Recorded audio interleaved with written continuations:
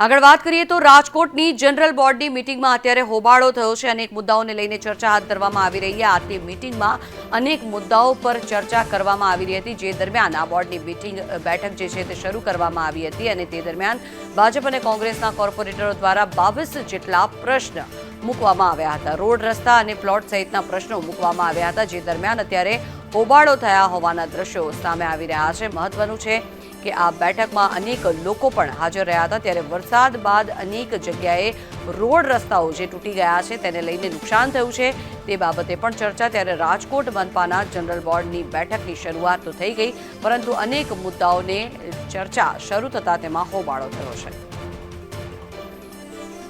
વધુ માહિતી મેળવીએ સંવાદદાતા મયુર સરવૈયા જોડાયા છે આપણી સાથે।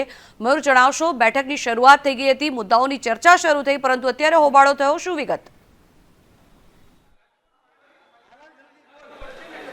જે બિલકુલ આરએમસીની જનરલ બોર્ડ અત્યારે ચાલી રહી છે ને જનરલ બોર્ડની અંદર પ્રેક્ષક ગેલેરીની અંદર જે માલધારી સમાજના આગેવાનો છે તેઓ અહીંયા પહોંચ્યા હતા અને તેમના દ્વારા વિરોધ જે છે તે નોંધાવવામાં આવ્યો હતો। ઢોર ડબ્બાની અંદર જે મૃત્યુ થઈ રહ્યા છે તેમને લઈને વિરોધ જે છે તે નોંધાવવામાં આવી રહ્યો હતો। અત્યારે અહીંયા રણજીત મુંદવા છે, તેમની સાથે વાત કરીશું। મૃત્યુ થઈ રહ્યા છે રાજકોટ મહાનગરપાલિકાના પેટમાં પાણી પણ હલતું નથી।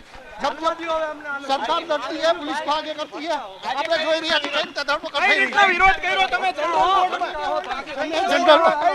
જનરલ બોર્ડની અંદર અત્યારે જનરલ બોર્ડની અંદર પતાકા લહેરાવીને વિરોધ કરવામાં આવ્યો છે। જ્યારે રાજકોટ મહાનગરપાલિકા દ્વારા અત્યારે આપણે જોઈ રહ્યા છીએ કે કઈ રીતે ધરપકડો થઈ રહી છે, કઈ રીતે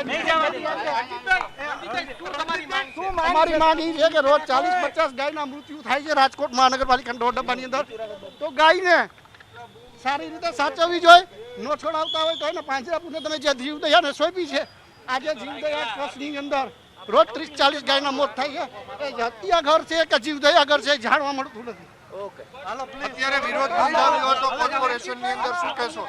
રાજકોટમાં લોકોની જ્યાં કાયદો બનતો હોય ત્યાં જનરલ બોર્ડની અંદર રજૂઆત કરવા માટે આવ્યા છીએ અને કમિશનર સાહેબને પત્ર દેખાડી અને કહેવામાં આવ્યું છે કે રાજકોટના ઢોર ડબ્બાની અંદર આવી પરિસ્થિતિ છે।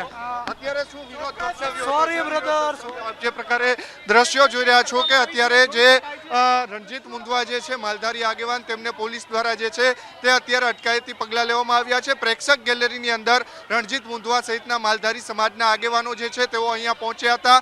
ઢોર ડબ્બાની અંદર દરરોજ 30 થી 40 જે ગાય છે ઢોરના મૃત્યુ થતાના મુદ્દે તેમણે વિરોધ જે છે તે નોંધાવ્યો હતો।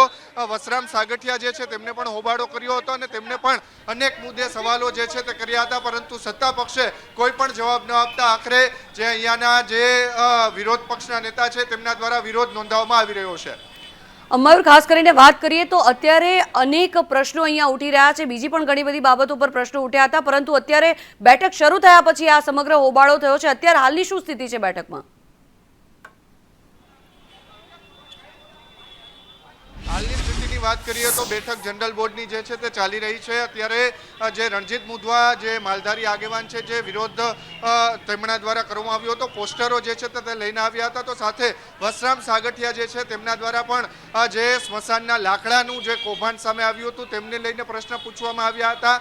જે અંડરપાસ નથી બનાવવાનો તેમને લઈને પ્રશ્ન પૂછવામાં આવ્યા હતા। અનેક મુદ્દે જે છે તે વિપક્ષે સત્તા પક્ષને ઘેર્યો હતો, પરંતુ તેમના જવાબ ન મળતા આખરે તેમને હોબાળો મચાવ્યો હતો ને તેમને અત્યારે બહાર કાઢવામાં આવ્યા છે। જી આભાર મયુર સમગ્ર માહિતી બદલ। તો અત્યારે હાલ આ પરિસ્થિતિ અહીંયા જોવા મળી રહી છે। હોબાળો થયો છે રાજકોટ મનપાની બેઠકમાં, જેમાં અનેક મુદ્દાઓ પર ચર્ચા કરવાની હતી। સામાન્ય સભામાં આ હોબાળો થયેલા દ્રશ્યો સામે આવી રહ્યા છે, ત્યારે વિપક્ષ દ્વારા આ અનેક પ્રશ્નો ઉપર પણ અત્યારે હાલ અહીંયા હોબાળો નજરે પડી રહ્યો છે।